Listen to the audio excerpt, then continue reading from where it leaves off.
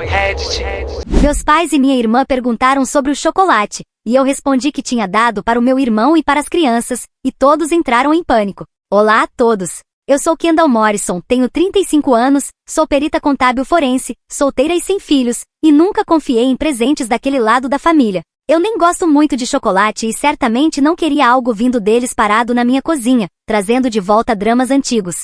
Por isso, naquela mesma tarde, dirigi até Dublin, a casa onde cresci, entrei sem parar na porta e entreguei a caixa fechada ao meu irmão mais novo, Brandon, que tem 12 anos, e também aos filhos da minha irmã, Layton e Mateo, que estavam como sempre cheios de energia. Eu disse que o presente era para mim, mas que eles aproveitariam muito mais. Eles rasgaram a embalagem e começaram a comer ali mesmo, no chão da sala, enquanto eu saía sem pegar um único pedaço. Naquela noite, o meu telefone não parava de tocar. Primeiro o meu pai, depois Evelyn e depois Melissa, todos repetindo a mesma pergunta com a voz trêmula, querendo saber se eu tinha comido algum dos chocolates. Eu lhe disse que não, que tinha dado a caixa inteira para Brandon e para as crianças naquela tarde, e que eles tinham adorado. O silêncio do outro lado durou alguns segundos, até que os três gritaram, em puro desespero, perguntando o que eu havia feito. Eu ainda não entendia, não naquele momento. Se você já recebeu um presente da família que fez o seu estômago despencar no instante em que percebeu o que aquilo realmente significava, diga a sua cidade nos comentários e me prove que eu não sou a única. Inscreva-se, porque daqui em diante a história só fica mais sombria. Eu estava escovando os dentes, me preparando para dormir, quando a primeira ligação chegou naquela mesma noite. O nome do meu pai apareceu no ecrã. Eu atendi ainda segurando a escova, e ele perguntou com a voz tão trêmula que mal era possível entender se eu tinha comido algum dos chocolates. Eu cuspi a pasta na pia e respondi que não, lembrando que ele já tinha perguntado uma hora antes. Repeti que tinha deixado a caixa inteira na casa da família naquela tarde e que Brandon e as crianças tinham devorado tudo diante dos meus olhos, e perguntei por que ele estava ligando novamente. O silêncio da resposta foi cortado por um som preso, quase um soluço, e a ligação caiu antes que eu pudesse perguntar o que estava acontecendo. Em seguida, o telefone tocou novamente e era a Evelyn, que nem sequer cumprimentou e quis saber exatamente quanto Brandon tinha comido, completamente fora de si, irreconhecível em comparação com a mulher fria de sempre. Eu pedi que ela se acalmasse e expliquei que ele tinha comido pelo menos 5 pedaços, e que os pequenos tinham pego vários também, e perguntei o que estava acontecendo.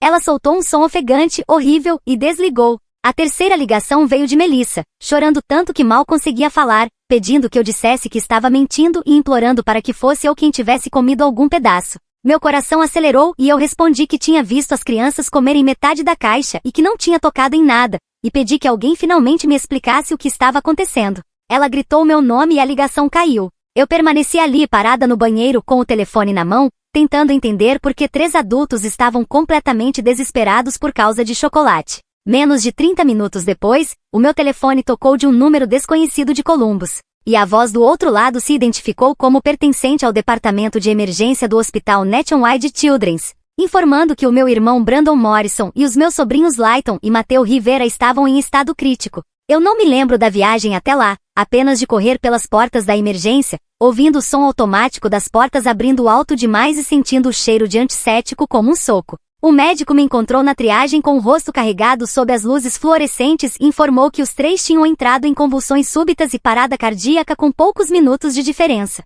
Eles conseguiram estabilizá-los, mas os corações tinham parado 2 vezes durante o transporte. Os exames de sangue mostravam um nível extremamente alto de um agente cardiotóxico, algo de ação rápida e claramente intencional, e que exames toxicológicos completos estavam em andamento. Eu devo ter cambaleado, porque uma enfermeira segurou meu braço e me fez sentar. A minha mente voltou imediatamente às ligações e ao terror nas vozes deles quando eu disse que as crianças tinham comido os chocolates. Eles não estavam perguntando porque tinham medo de que eu ficasse doente. Eles estavam apavorados porque eu não tinha comido nenhum. Eu coloquei a cabeça entre as mãos, ouvindo apenas um zumbido distante ao redor, e pela primeira vez naquela noite a verdade me atingiu de forma brutal. O presente de aniversário nunca teve intenção de sobreviver até o dia seguinte. Na manhã seguinte, Brandon abriu os olhos parecendo um fantasma, a pele pálida sob as luzes duras do hospital.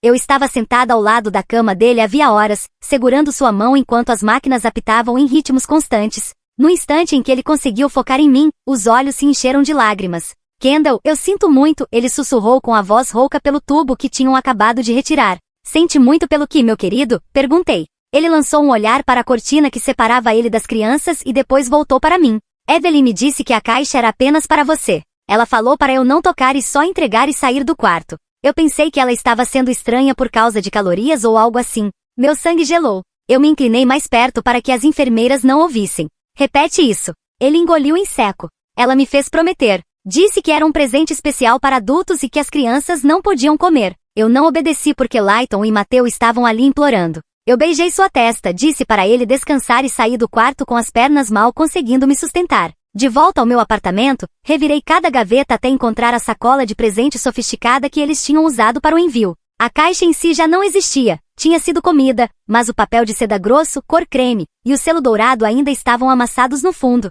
Eu levei o papel ao nariz. Sob o leve cheiro de cacau, havia algo agudo, metálico, errado. O meu treinamento forense entrou em ação na hora. Eu selei tudo em um saco de evidências limpo que mantinha para o trabalho.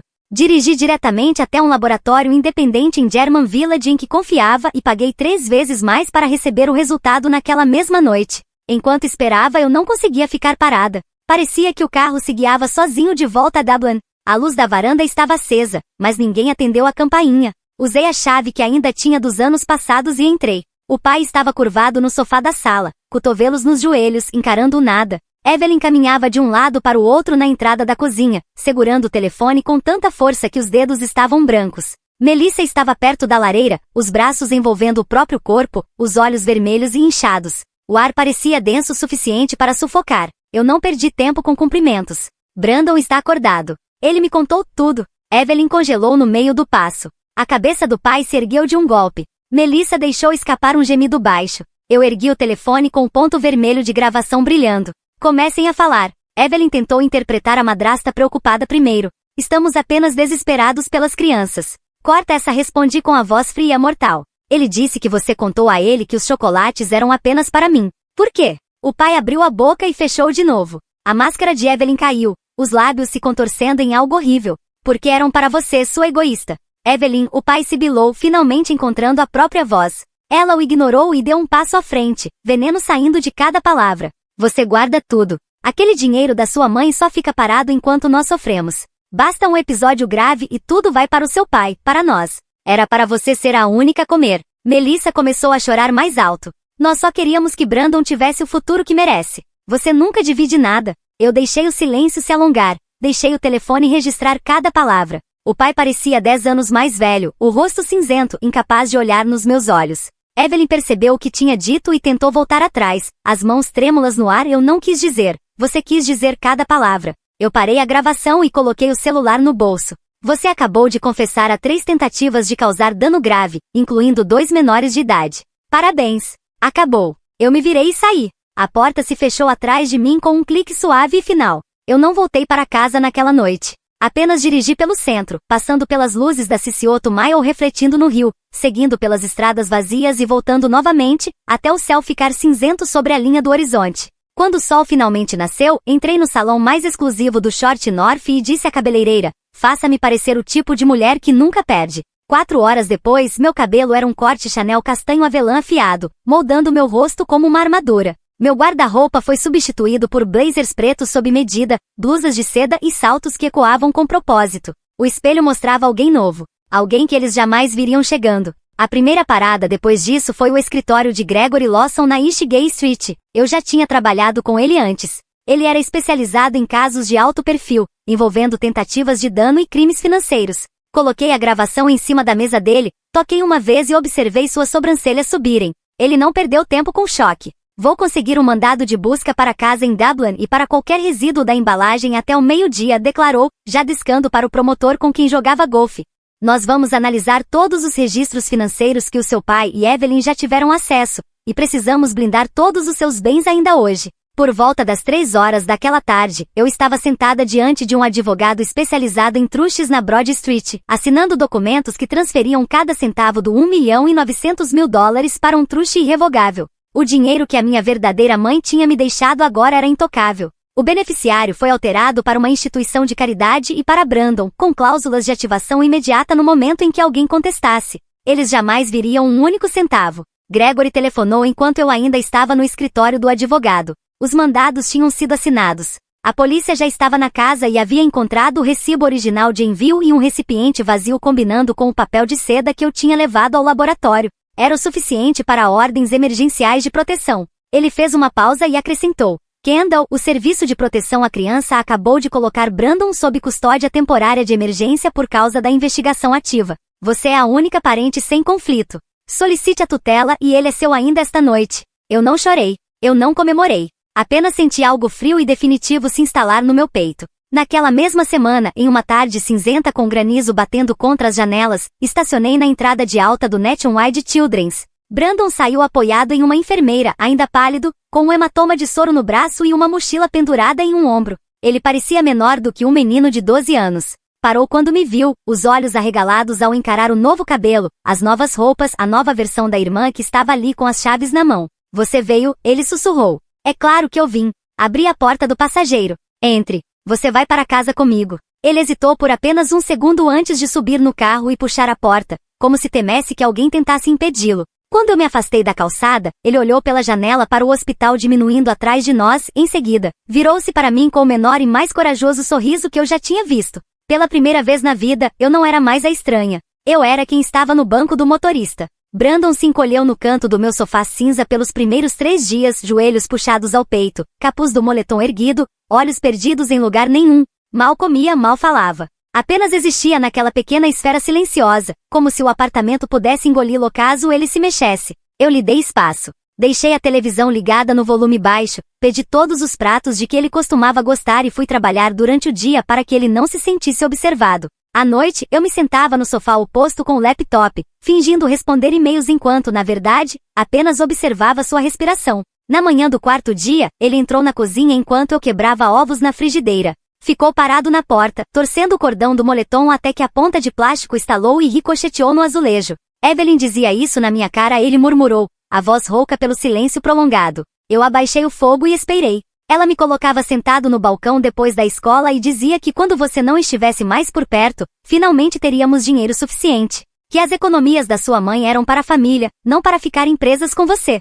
Ela dizia que você estava roubando o meu futuro. Ele olhou para o chão. Eu achava que ela estava só com raiva. Eu não sabia que ela falava sério. Eu deslizei os ovos para 2 pratos e empurrei um para ele. Ele mexeu um pouco na comida e continuou falando, as palavras ficando mais rápidas quanto mais eu permanecia em silêncio. Melissa ria e acrescentava que a mensalidade da escola particular já estava garantida, só estavam esperando a papelada. O pai nunca mandou parar, só ficava olhando para o celular fingindo que não ouvia. Brandon achava que tudo não passava de uma piada até o dia em que Evelyn entregou a caixa lacrada e disse, seja o que for, não abra isso. É só para Kendall. O meu telefone estava explodindo de mensagens o tempo todo. Melissa enviou as primeiras 20 mensagens carregadas de veneno. Você não tem o direito de manter o meu irmão como refém. Ele está assustado e precisa da mãe dele. Você vai pagar por isso. Depois o tom mudou. Ele pergunta por mim todas as noites. Nós podemos resolver isso como família. Por favor, deixe eu falar com ele. Eu li todas, mas não respondi nenhuma. Não escrevi uma única palavra. Então o relatório de Victor Shen chegou à minha caixa de entrada enquanto eu participava de uma conferência no centro da cidade. Eu abri dentro de um cubículo do banheiro para que ninguém visse a minha expressão. Página após página revelava a vida secreta de apostas de Evelyn. Sites internacionais de apostas esportivas, aplicativos de apostas em criptomoedas, empréstimos consignados com juros de 400%, adiantamentos de dinheiro tirados na mesma semana em que ela enviou o pacote de aniversário, dívida total de $380 mil e aumentando. Algumas contas eram conjuntas com o pai, outras escondidas sob o nome de Melissa para emergências. Eu encaminhei o relatório inteiro ao promotor com uma única frase, o motivo ficou muito mais claro. Naquela mesma noite, a câmera da campainha registrou Melissa subindo as escadas do meu prédio como uma tempestade. Ela socou a porta com tanta força que o batente tremeu. O zelador ameaçou chamar a polícia. Eu a autorizei a entrar. Ela arrombou a sala de estar, o cabelo desgrenhado, o rímel escorrendo. Brandon estava no chão jogando um jogo de corrida e congelou quando a viu. Pegue as suas coisas, ela ordenou, a voz quebrada. Você vai para casa agora. Ele deixou o controle cair e recuou em minha direção. Eu dei um passo para protegê-lo. Ele não vai a lugar nenhum. Ela riu, um som agudo e destruído. Você acha que um pedaço de papel faz de você a mãe dele? Ele é meu meio-irmão, corrigi calma e fria, e agora o Estado discorda de você. Melissa avançou tentando agarrar o braço de Brandon. Ele se afastou tão rápido que bateu na mesa de centro. Eu segurei o pulso dela. Toque nele e eu chamo a segurança. Ela se desvencilhou, os olhos ardendo. Você sempre tomou tudo. Primeiro o dinheiro da mamãe, agora o meu irmão. Eu tirei o telefone do bolso, abri o aplicativo de áudio e apertei reproduzir. A voz de Evelyn encheu o ambiente, clara como no dia da gravação, porque eram para você. Um episódio cardíaco e tudo vai para o seu pai. A própria voz de Melissa veio em seguida, reclamando sobre mensalidades escolares, carros novos e como era injusto eu ter tudo. Quando terminou, o apartamento ficou em completo silêncio, exceto pela respiração descontrolada dela. Melissa caiu de joelhos no meu piso de madeira, as mãos tremendo no ar. Eu não queria que as crianças se machucassem. Eu juro, eu pensei que você fosse comer sozinha. Por favor, Kendall, ele é tudo que me resta. Brandon deu um passo à frente, posicionando-se ao meu lado, e olhou para ela de cima. Você deixou de ser minha irmã no dia em que ajudou a tentar matá-la. Melissa chorou ainda mais forte, o rosto desmoronando. Eu entreguei a ela o processo civil recém-protocolado que Gregory tinha deixado naquela manhã. Danos emocionais, despesas médicas de 3 menores, indenizações punitivas de valor alto na casa dos 6 dígitos. Leve isso ao advogado que você ainda conseguir pagar, eu disse. E não volte. Ela saiu cambaleando, agarrando os papéis, ainda chorando, a porta batendo atrás dela como um ponto final em uma frase longa demais. Brandon olhou para mim, os olhos brilhando, porém firmes. Obrigado, ele sussurrou. Eu o puxei para um abraço que não soltei por muito tempo. Naquela noite, ele adormeceu no sofá, o controle ainda na mão, o primeiro sono realmente tranquilo desde o hospital. Eu fiquei sentada no escuro, observando as luzes da cidade piscarem pela janela, e soube sem qualquer dúvida que a verdadeira luta estava apenas começando. Mas pelo menos agora nós estávamos lutando juntos. 8 meses após a acusação formal, nós atravessamos as portas pesadas do Tribunal do Condado de Franklin numa manhã tão fria que a respiração ficava suspensa no ar como fumaça. O julgamento durou 3 semanas inteiras. Brandon e eu ocupamos os mesmos assentos todos os dias, segunda fileira, lado direito. Ele com o mesmo blazer azul marinho grande demais para seus ombros, eu, com ternos grafite afiados como lâminas. Repórteres lotavam o fundo da sala, canetas riscando o papel, telefones proibidos, mas cochichos constantes. Gregory começou pela ciência. O toxicologista do estado, Dr. Patel, ficou diante do projetor e guiou o júri pelos cromatogramas e pelos painéis de sangue. Ele apontou para o pico inconfundível de um cardiotóxico sintético, o mesmo composto encontrado no papel de seda e nos corpos de 3 crianças. Explicou em detalhes clínicos e calmos, como aquilo força os canais de potássio a se abrirem totalmente, como o coração de uma criança pode parar em menos de 8 minutos, e como a dose destinada a um adulto teria sido mais do que suficiente para mim. Depois veio a gravação. As caixas de som do tribunal chiaram antes de Evelyn tomar o ambiente inteiro com sua voz fria e precisa, detalhando exatamente como meu súbito episódio cardíaco pareceria natural. Em seguida surgiu a justificativa desesperada de Melissa, e a respiração áspera do pai ao fundo era mais alta do que todas as palavras que ele nunca teve coragem de dizer. O jurado na primeira fila se encolheu visivelmente quando Evelyn riu sobre o dinheiro finalmente indo para as pessoas certas. Victor Shen testemunhou em seguida, projetando o histórico de apostas de Evelyn na tela gigante, sites internacionais de apostas esportivas, carteiras de criptomoedas, adiantamentos em dinheiro com juros de 400%, $380 mil evaporados em 24 meses. A última transferência, exatamente o valor da mensalidade de uma escola particular, tinha acontecido 3 dias antes do meu aniversário. Brandon foi o último. Caminhou até o banco das testemunhas segurando o corrimão com tanta força que os nós dos dedos ficaram brancos. O oficial juramentou o menino. Ele olhou diretamente para a mesa da defesa, para as 3 pessoas que antes eram o seu mundo inteiro, e começou a falar. Ele contou ao júri como Evelyn o sentava no balcão da cozinha e sussurrava que eu era egoísta por manter o dinheiro da mamãe preso em contas intocáveis. Como Melissa concordava e dizia que a escola particular estava garantida no instante em que eu saísse de cena, como o pai nunca disse para pararem, e como, na véspera do meu aniversário, Evelyn entregou a ele a caixa lacrada e disse, dê isto somente para Kendall, não ouse abrir. Ele contou ao júri que pensou que fosse uma brincadeira até o hospital. A voz dele permaneceu firme o tempo inteiro. Quando o promotor perguntou por que ele estava testemunhando contra os próprios pais, ele olhou para mim pela primeira vez desde que entrou no banco das testemunhas e respondeu, porque a minha irmã é a única pessoa que sempre me escolheu. A defesa tentou de tudo. O advogado do pai o retratou como um homem quebrado, controlado por uma esposa dominadora. Evelyn subiu ao banco com um vestido cinza modesto e afirmou que a gravação tinha sido tirada de contexto, que ela estava apenas desabafando frustração. Melissa chorou desde o momento em que se sentou, o rímel derretendo, implorando ao júri que pensasse nos filhos dela. Disse que só participou porque Evelyn ameaçou expulsá-la de casa, ela e as crianças, se não colaborasse. O júri voltou em 4 horas e 12 minutos, culpados por todas as acusações. O juiz ajustou os óculos e não elevou a voz nenhuma vez. Richard Morrison, 10 anos de prisão estadual por conspiração e perigo imprudente a menores. Evelyn Morrison, 15 anos como a planejadora principal, mais fraude financeira agravada. Melissa Morrison Rivera, 12 anos por participação ativa e 3 acusações de perigo infantil. Então veio a parte da tutela. O juiz virou-se para Brandon. Jovem, você ouviu tudo. Entende o que significa tutela permanente? Brandon se levantou sem esperar permissão. Sim, senhor. Significa que eu posso ficar com a Kendall. O juiz assentiu uma vez. Assim está determinado. Tutela permanente concedida a Kendall Morrison com efeito imediato. Todos os direitos parentais estão encerrados. O pai não levantou os olhos da mesa. O rosto de Evelyn se distorceu em pura fúria antes que os delegados colocassem as algemas. Melissa estendeu a mão através da grade em direção a Brandon, os dedos arranhando o ar, repetindo o nome dele silenciosamente. Ele não se moveu, apenas segurou a minha mão com força. Saímos por uma saída lateral enquanto os repórteres gritavam perguntas para Gregory. A neve tinha começado a cair em flocos espessos e silenciosos, cobrindo os degraus do tribunal como se alguém tivesse apertado o botão de mudo no mundo inteiro. Na garagem, Brandon finalmente soltou a minha mão, se apoiou no carro e começou a tremer, não chorando, apenas tremendo. Eu o envolvi nos braços até passar. Quando saímos para High Street, ele abriu a janela uns centímetros, deixou o ar frio bater no rosto e disse a primeira frase inteira que não tinha a ver com o tribunal. Depois de semanas, estou livre. Mantive os olhos na estrada, os flocos derretendo no para-brisa, e respondi da única maneira possível, sim, garoto. Nós dois estamos. Brandon se formou no ensino médio na primavera em que completou 18 anos. A beca e o cabelo pareciam grandes demais para seu corpo ainda magro, o diploma agarrado como se pudesse desaparecer. Eu estava nas arquibancadas da Dublin Kaufman High, batendo palmas até as mãos arderem, assistindo o menino que um dia se escondeu embaixo do meu sofá agora atravessar o palco com a cabeça erguida.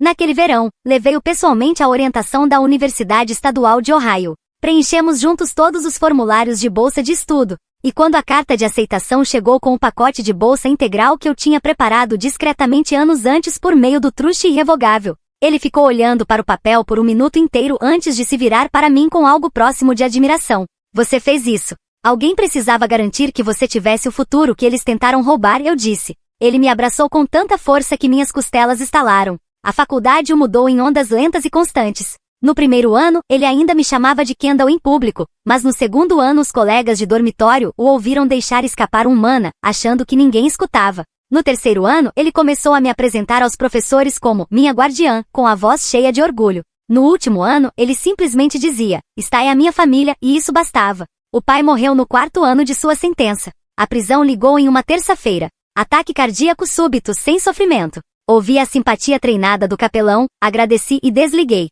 Contei a Brandon durante o jantar. Ele pousou o garfo, ficou encarando o prato por muito tempo e perguntou se precisávamos ir ao funeral. Nós não precisamos fazer nada, eu disse. E não fomos. Evelyn e Melissa ainda estavam presas, cumprindo suas penas dia após dia. As cartas vieram primeiro iradas, depois suplicantes e então simplesmente lamentáveis. Eu não abri nenhuma. Tive todas encaminhadas diretamente ao escritório de Gregory para a pasta marcada provas, se necessário.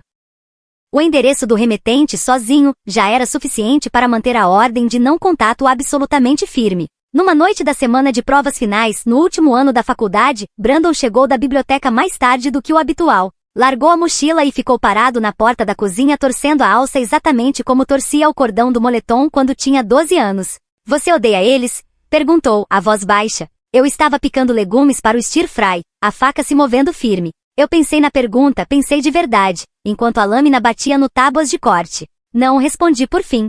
O ódio exige energia, e eu não dou mais isso para eles. Ele assentiu devagar, absorvendo. Eu só não os considero família, acrescentei. Eles deixaram de ser isso no dia em que decidiram que a minha morte era mais barata do que pedir ajuda. Ele atravessou a cozinha e me abraçou por trás, o queixo encostado no meu ombro como fazia quando ainda era pequeno o suficiente para alcançar. Você é a minha família, disse simplesmente. Eu larguei a faca, me virei e o abracei de volta. Sim, garoto. E você é a minha. Ele se formou summa cum laude em engenharia da computação no maio seguinte. Eu estava nas arquibancadas novamente, desta vez na seção reservada às famílias, observando-o atravessar o palco vestido com o escarlate da Universidade Estadual de Ohio. O fundo fiduciário que eu tinha construído para ele agora era oficialmente dele aos 22 anos, cada centavo protegido de qualquer pessoa que ainda tentasse tocá-lo. Depois da cerimônia, caminhamos pelo oval, o diploma em uma mão e meu braço por cima dos ombros dele com a outra. Ele olhou para o diploma, depois para mim, e sorriu, o primeiro sorriso completamente despreocupado que eu via desde que ele tinha 10 anos. E agora? Perguntou. Agora você constrói a vida que quiser, respondi, e eu vou assistir. Ele riu, o som brilhante contra o ar da primavera, e pela primeira vez em uma década senti algo se acomodar no meu peito que não tinha relação com raiva ou medo. Aquilo era paz.